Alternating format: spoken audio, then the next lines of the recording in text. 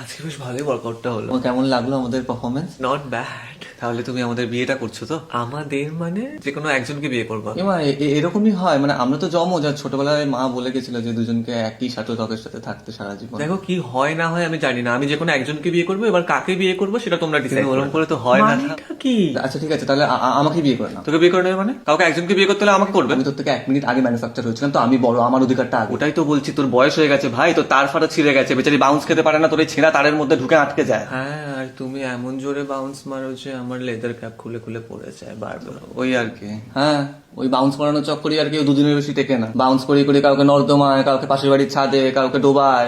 এক মিনিট, আমি তোমাদের ক নম্বর মিসেস হবো? 27 নম্বর, আর আগে 26 জনকে উনি বাউন্স করিয়ে করিয়ে ওপার জগতে পাঠিয়ে দিয়েছে। ম্যান পাওয়ার বলেও তো একটা কিছু ব্যাপার আছে নাকি? ওই জন্যই প্রথম থেকে বলছিলাম যে দুজনকেই বিয়ে করে নিন, যাতে ও আপনাকে জোরে বাউন্স মারলে আমি আমার ছেঁড়া তারে আপনাকে আটকে বাঁচিয়ে নিতে পারি। আপনাকে আর কোনো নর্দমায় পড়তে দেবো না। এই ব্যাপারটাই কিন্তু আমি প্রথম থেকেই রাজি।